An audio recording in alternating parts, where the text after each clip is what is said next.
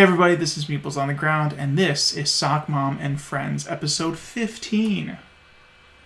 So, we have a couple things to go over. We have to go over a convention that we just went to called Tantrum Con, and Sarah's going to discuss some of the other conventions she's going to be able to go to that I sadly will not be able to go to at all.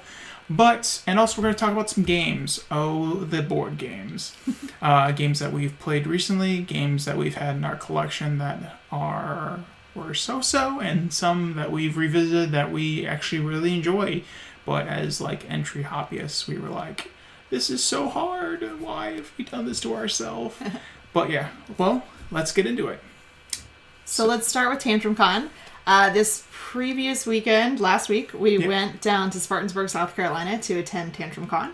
This was their second year as a full 3-day show, and it's a really fun show. Yeah. It's very well organized. It looks fantastic. They've got excellent signage. They've got a good layout. They've got tons of games. It's kind of casual. It's laid back. Just a lot of people just hanging out, having fun, being friendly, playing games. The Tantrum House crew is there, and they're very friendly, super great people. They just come and hang out. They play games.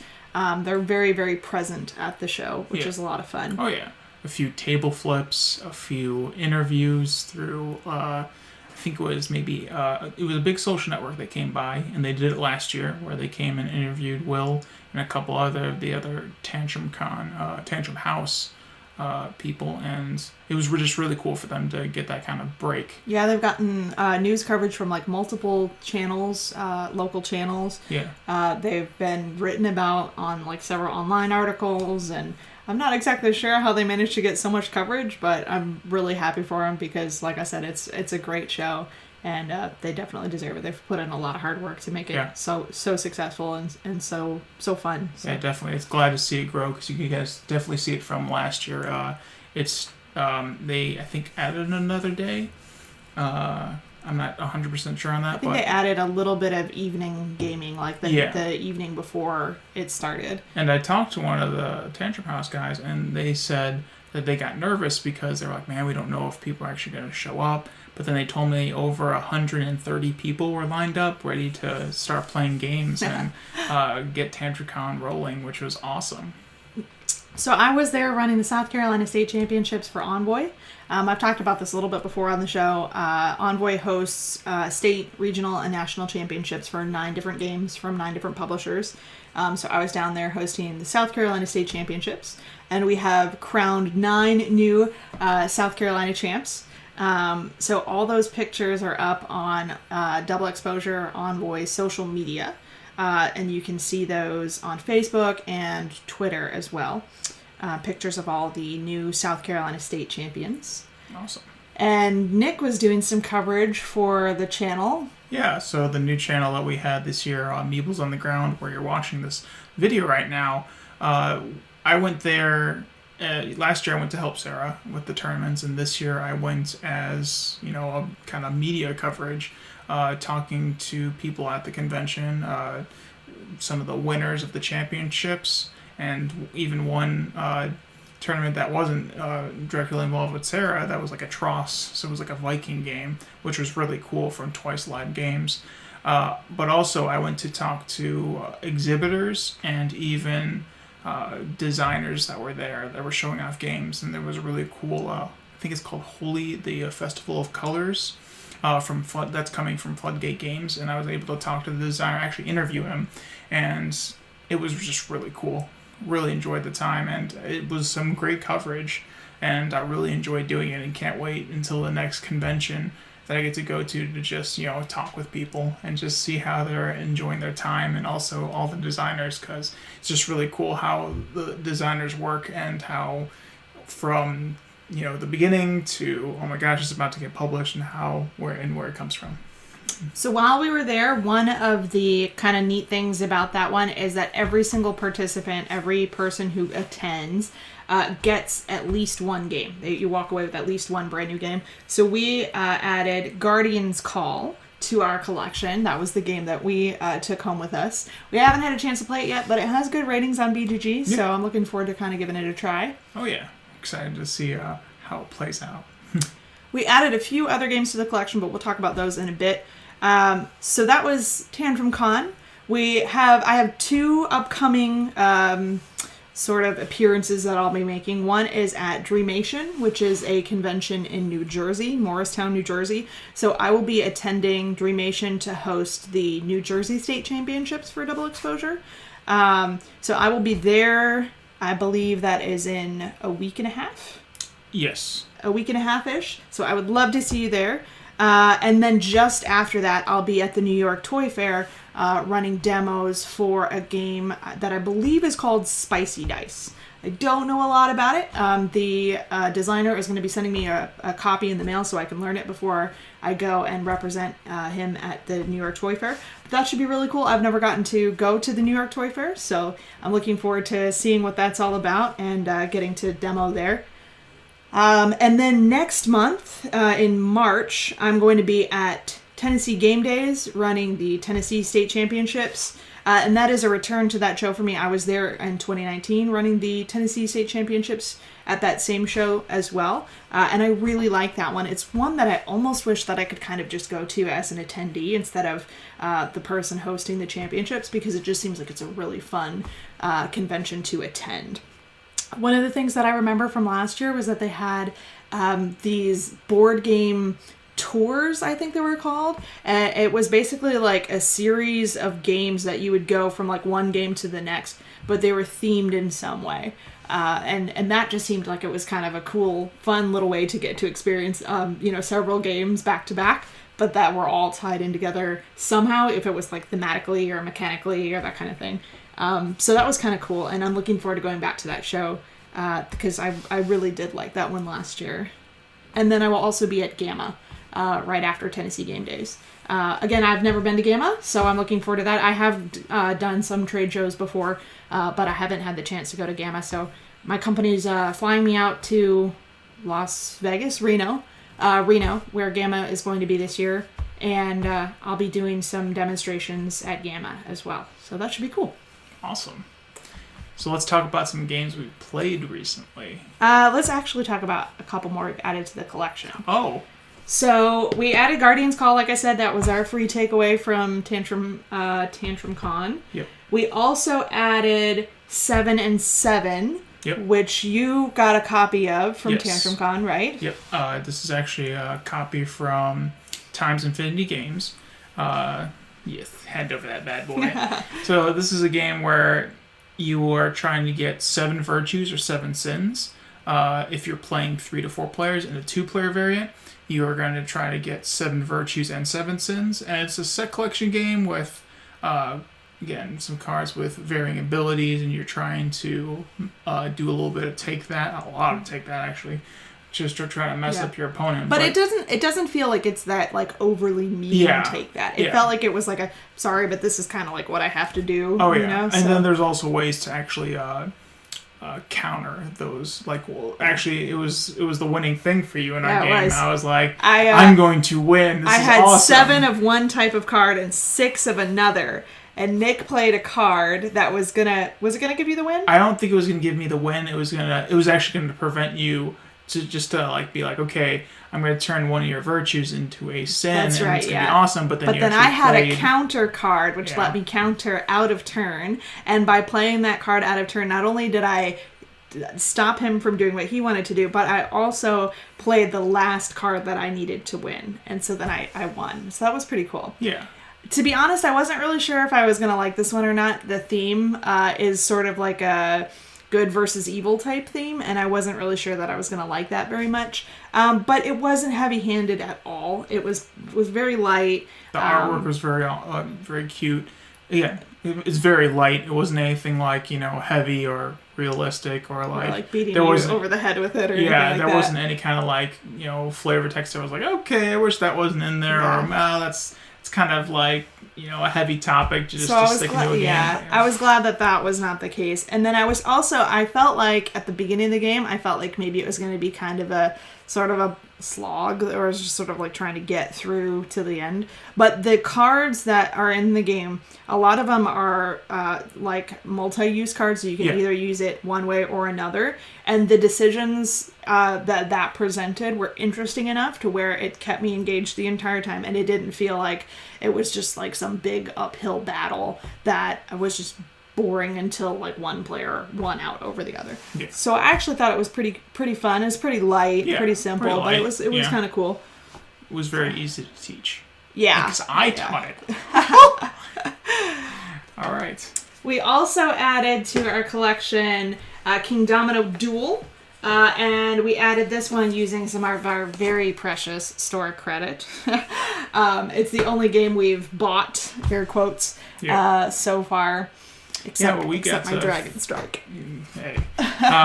And we played that game first while we were over at Nikki and Lincoln's over shooting some board game night stuff. Yeah, so as you may or may not know, we went as guests on board game night with the BGG crew. And we got to record a few different episodes of that, one of which is out now. It's for the game Cauldron.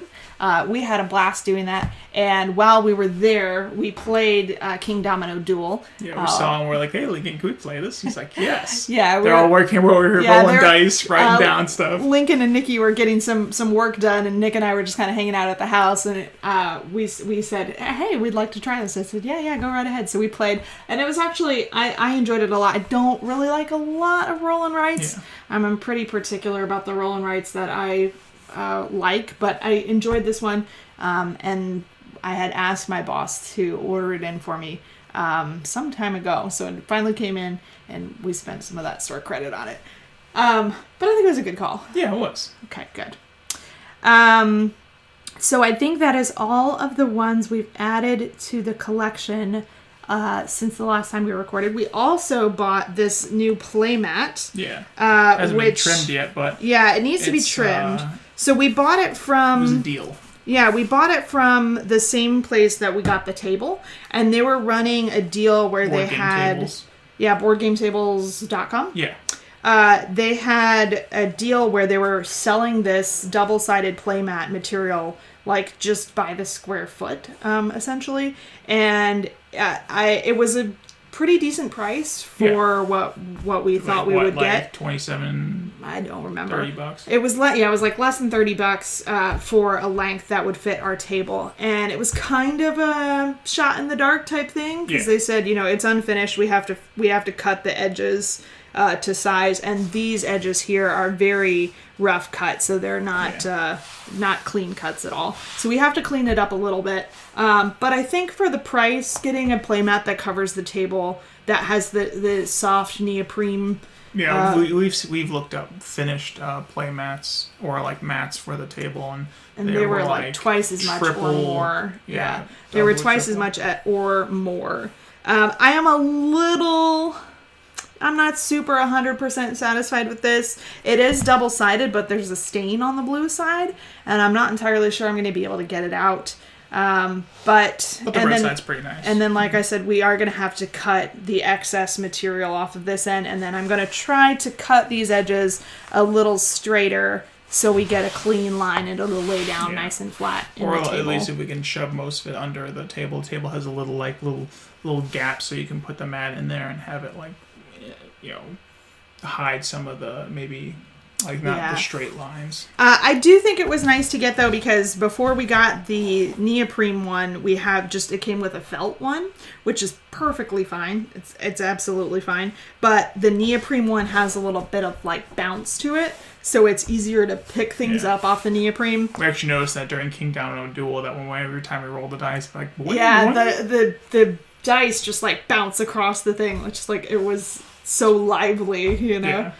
So that was a new sort of upgrade or addition. Yeah. Slight upgrade. Yeah, kind of a slight upgrade. And because we went with sort of the budget option. Yeah, the budget option, it needs a little bit of work, but I think it's going to be just fine once we get it all trimmed up and everything. Yeah, definitely. All right, so now let's go ahead and talk about games we've been playing. So we already talked about King Domino Duel 7 and 7. We haven't played the Guardian game yet, but we've played I think another round of Clank Legacy. We did, which was pretty awesome. Or a couple, maybe.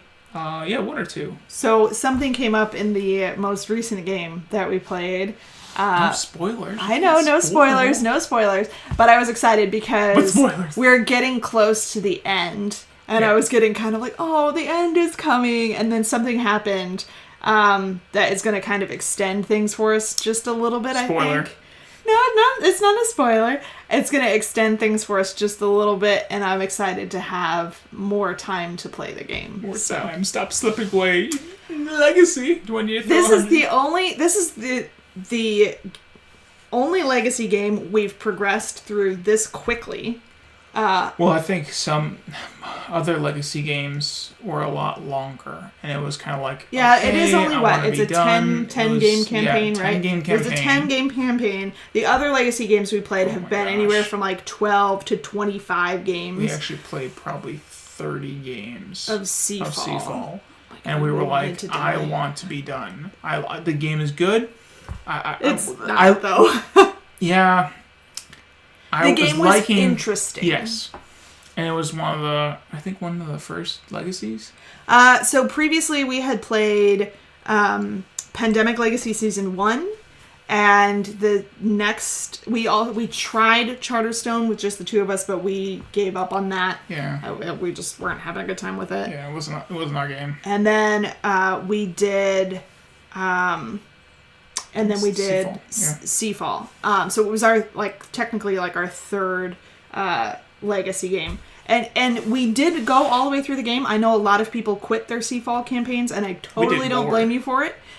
We actually played 6 games more than we were supposed to, probably. We missed something, and it ended up making it so that we just played several extra games. So we probably played about 24 games of Seafall in the Legacy campaign, and it was a long campaign. So 10 games feels already like a really fast campaign for us. And then on top of that, we're playing it frequently. With Pandemic Legacy and Seafall, we were playing with other people, which was awesome. I liked that a lot, but it meant that we were trying to coordinate schedules. We were playing about once a month, if that. Sometimes it would be 6 weeks, 8 weeks before we got a game in. So it was taking a lot longer to get it to the table. Then there were more games, so the campaigns just took a lot longer. So it feels like we're just flying through Clank Legacy. Yeah. And plus, you've played Clank. If you've played Clank before, you mostly know most of the rules. It's only the Legacy stuff that you start okay, this is new, that's new, change that rule had an addition to it. Oh, now I understand what this means. Interns was something that was what is that? And then the game, informs you, and you're like, oh, okay, I know that just now. Yeah, and now, it's pretty easy to incorporate the new mechanics that they're throwing at you, because if you are familiar with Clank. I think we may have mentioned this previously. I'm a little worn out on the Acquisitions Incorporated theme. Yep. I didn't care about that before we started playing Clank Legacy, and I certainly don't care about it now. And they are a little heavy-handed with it. It's kind of interesting to learn about it, but then there's a point of okay, I know now. Yeah. So I am a little bit tired of that at this point, but the mechanics of the game and the exploration and everything have been so much fun and really well done. I think we were talking about it before, and I said I feel like this is the best implemented use of Legacy style mechanics into a game that I've played so far. And obviously I don't have a ton of experience with it, but Legacy is one of my favorite ways to play games ever. I love the Legacy format, but I often feel like the way that Legacy elements are incorporated, it sort of draws you back out of the experience. You're really involved, you're totally immersed in the story and everything, and then the Legacy elements happen. You have to go put something in the rulebook or rip up a card or whatever. And sometimes that can draw you back out of that immersion and sort of bring you back to reality for a few minutes. And I really feel like Clank Legacy they figured out a way sort of around that a little bit so that you're fully immersed in the game, and the Legacy mechanics themselves aren't pulling you out of the experience to bring you the experience. So it's just been super fun. We've been loving that one. I think I actually, a couple of times I've been like, maybe we should buy another copy so we can play like another. Yeah, play different characters, exactly. Play different roles, because I've been the same. Choose different things, as you go through the story. And those that played Clank Legacy know what we're talking about with roles and, how that affects the game. And okay, but no spoilers. No spoilers. We won't explain the roles. Just, so just a little bit. There's some stuff that I feel like if we were to play again, we could probably like experience new things. Yeah. Maybe not tons, but I feel like there's enough left. There's enough meat left on the bone where it might be worth going back to. And that's saying something see. for $100 game. Yeah. It's like, okay, you're only getting so many things, you're destroying pieces in the game, but at the same time, it was so good that I was like, I just need just one more. A little bit more. Just one more hit. But we still have several games left, so we'll see. Maybe by the end of it, we'll be like, okay, that was done. We're moving on.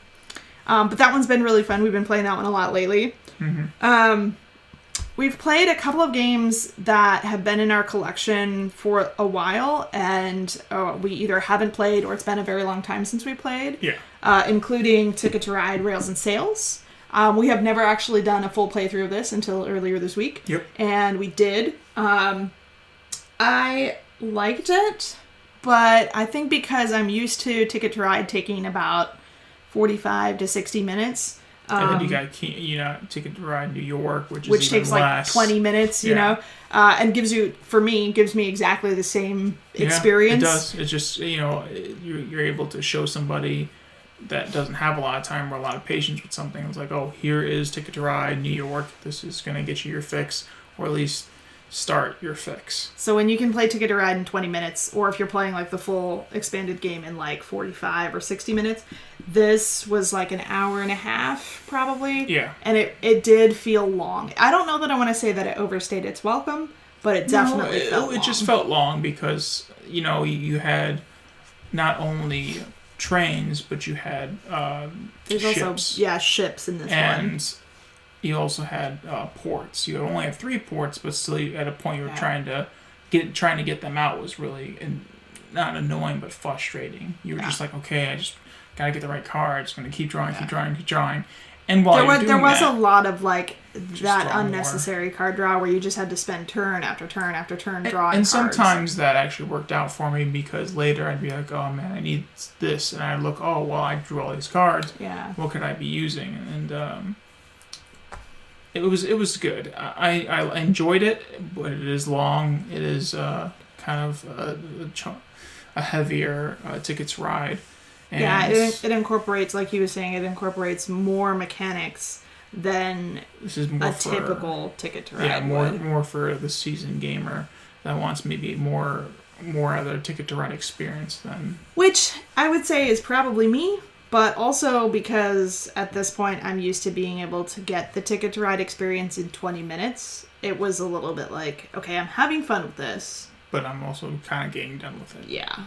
And it wasn't even like I'm getting done with it. Like I was willing to continue to play. It was just weird because I've been trained to expect that it will take X amount of time, and it was taking, twice, 3, 4 times. Especially when everyone knows what they're doing and what they're doing, if they're, getting across the board or spidering out. I mean, it's just a lot even faster than what the box says. Yeah. So I enjoyed it, but it was a longer game. Not than I expected, because it says right on the box, 60 to 90 minutes. So it wasn't even that I expected it to take less time. It was just that it was longer than subconsciously I think I expected, because Ticket to Ride fits into that much tighter time. You have that brand of Ticket to Ride, and you're like, okay, fast game. Ticket to Ride Red States, not so much. I did enjoy the additional complexity, though.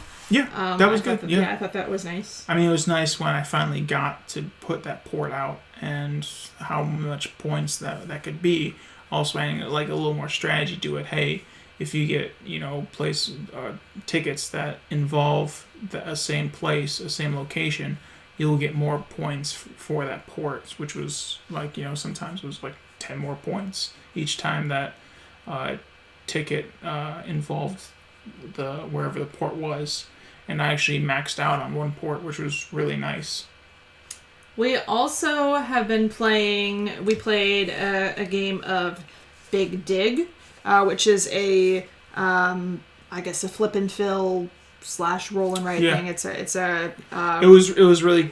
I liked it more than some other roll and writes that try to do the same thing, where you have Tetris-like pieces and you put them in a certain way. There was a railroad one that was a roll and write. That was like, okay, this is it actually felt like more complicated and just I got lost more.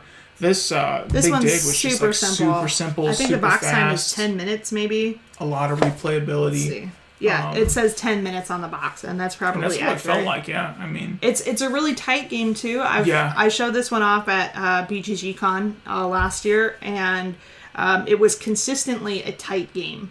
So, which is nice because I mean, it's just even if you lost by like one misplay or one thing, it sucks losing, but at the same time, you're like, excuse me, it's just nice. It's just like, wow, we were. And it so seems close. Like there's a ton of replayability in here because all of the player boards are double-sided and they have different configurations of the landscape on each board. And then also there are a bunch of goal cards, which you have to, in order to win the game, you have to meet the goals of all 3 of the goal cards that are out for that game. There's a bunch of the goal cards. So if you mix and match those goal cards, you can come up with dozens, I don't know, maybe more ways. Yeah, even the little, they're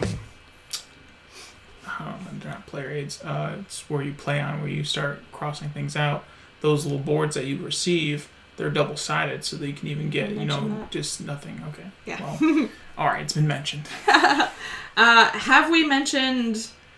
We've not mentioned this one. Bears and Bees. Okay, we also played the Bears and the Bees, which is a beautiful little card game where you are trying to match colored cards in a beehive.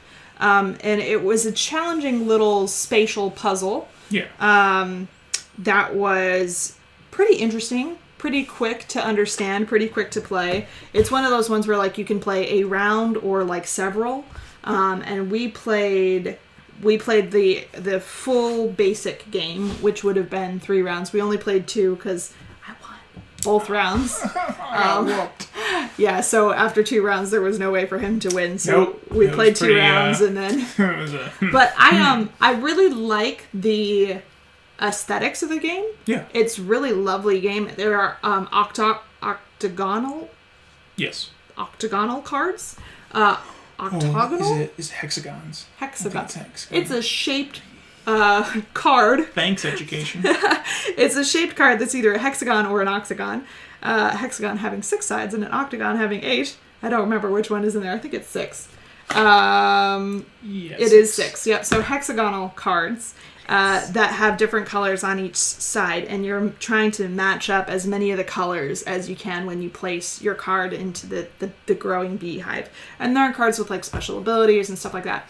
And the aesthetics of it are really, really lovely, in my opinion, because as you grew your beehive, more and more like colors and patterns would emerge. And I just thought that like having the uniquely shaped cards, which were married to the theme so well, and then having like the colorful like thing come to life, and I just thought aesthetically it was a really lovely game. And it was also like, it could be a brain burner if you really wanted to like sit there and struggle over it mentally, but it could also be kind of a casual thing where you just sort of go back and forth. Going back and forth, playing out. So that I enjoyed that one quite a bit. A game I did not enjoy quite a bit was Rivals for Catan. Yeah. We have had Rivals for Catan on the shelf for years. Yep. I played it once many, many years ago. Someone taught it to me, and they were doing that thing where they teach you, but also they're like, oh yeah, I forgot this rule conveniently, and now on my turn I get to do 17 things that you didn't get to do on your turn. So my teaching experience, or my learning experience with that one wasn't particularly great the first time around, but I love Catan so much, and it's really one of the only 2-player Catans out there. I think we got a deal on it. I don't think we bought it brand new. Yeah, we got it used or something like that. And but it's been sitting on the shelf for years, and we took it down and I learned how to play it, and we played, and it was just so dry. Yeah. It was just so boring. Did we finish it? I don't even think we did. If we played for, that bad? I think we played for like 30 or 40 minutes, and we were just like, we're just not having any fun with this. So we decided to pass on that one. We've put it in the donations bin, and it's moving out. We also played Chocolate Factory. And I was really, really excited about Chocolate Factory because I love the theme. It sounded ridiculously fun. Some of the mechanics sounded interesting, but we played it, and I'm not entirely sure that I like it. Yeah, it definitely needs to be, I think, played again. But yeah, there was I would play it again. It was at such a standstill. We're like, okay. For me, the pacing is really weird. It you're like uphill. It's like a roller coaster. You're like working so hard to get up the hill, and then you like get to a point where everything is working, and then it's the end of the game. Yeah. And it just didn't feel like... Doesn't seem like you get to use some of the things you've acquired. Yeah. So there's a little bit of engine building in it. You struggle so hard at the beginning to get your engine moving in any direction at all, and then by the time it finally starts to even work a little bit for you, then the game is just over. Done now. So, and I really don't feel like additional plays are going to change that for me. But I did actually spend some money on that one. And because it's gotten good reviews and because I like the theme, I would like to try it again. Yeah. Maybe we'll try it again, see. Maybe we missed something. Maybe the magic's in there somewhere. We just didn't experience it the first time out. Dig a little deeper. I don't know. We came back to, or I had to demonstrate Dead of Winter for a professional engagement. And so you learned it and then we played so I could get some practice in before which was it was good. Yeah, so Dead of Winter was actually probably one of the first heavier games that Nick and I bought when we first started to get into the hobby. It seemed like such a monolith. It seemed like just this huge, like so complicated thing. And when I learned it again, and we played it again, it was like, okay, well, this isn't Yahtzee, but it's certainly not, it's not that complicated. We were just new to the hobby. We were little baby gamers. So that was kind of fun to rediscover Dead of Winter, and it was actually more fun than I anticipated it being. I honestly was not really looking forward to learning it. I did it as a professional engagement because I was asked to show that one in particular. So I learned it, but I was thinking, I don't think I'm going to enjoy this very much, but it was actually more fun than I anticipated. Yeah. So I was glad that we came back to that one. And then there were two other games that I've played recently that I wanted to talk about. One of them was Slide Quest. So we've actually played Slide Quest on the channel before. Yep. It's just a silly little game, but it's nice, so much fun. It was the only game that I got to play at Tantrum Con because I was hosting the championships. So the championship schedule is very, very tight. It's 9 championships over the course of 3 days. And they typically take anywhere from like 2 to 3 hours per tournament. So my championship schedule is always very, very tight. And I almost hardly ever have time to actually play games or experience the conventions really. And so Slide Quest was the only game that I played at Tantrum Con, and I played it at the very, very end of the show. So everybody's tired, everybody's kind of wiped out mentally, emotionally, physically. We're all kind of wiped out. But Slide Quest, I pulled it out with some people who had come to Tantrum Con this year and last year, and a few of them had been to some of the other shows that I'd worked last year. So I kind of knew these people from like my tournament circuit. And they're really nice people, really sweet. And they're like, well, can you play? Like, now that you're done with all your tournaments, can you play? And I was like, yeah, like, let's play something. We all have to get on the road pretty soon and we're all wiped out, but like, let's play something. And I suggested Slide Quest, and we gave it a try. And it was just so much fun. It was casual and light, but we all got really into it. And we all sat there and just played and played and played for as long as we could possibly hold out. We died at level 19, which is where Nick and I died the last time that we played. But I really appreciate that game. I think that it offers something simple yet wonderful to the hobby. And I think it can be easily overlooked because it does have a very gimmicky, gimmicky sort of presentation. It seems like it's a kid's game. It seems like it's a silly little dexterity game. Honestly, once you sit I down, even wondered about the replay value, and I've played it several times now. I just think in the right moment, it's insanely fun. Yeah. And it's perfect because, like I said, we were all totally wiped out. I could not have handled much more, like of a mental game or, something that I had to concentrate on or anything like that. And that one was just perfect. It was exactly what I needed. It was a nice little sweet ending to an exhausting show. Yeah, definitely. And then the last thing that I've played recently was Rummy, the card game. So I'm a professional demonstrator, and I host game nights at various places, and one of the things that I'm responsible for when I host is to just sort of make everybody feel welcome, make everybody, happy that they're playing, connect them to other members of the community if that's what they're looking for, get them into a game if that's what they need.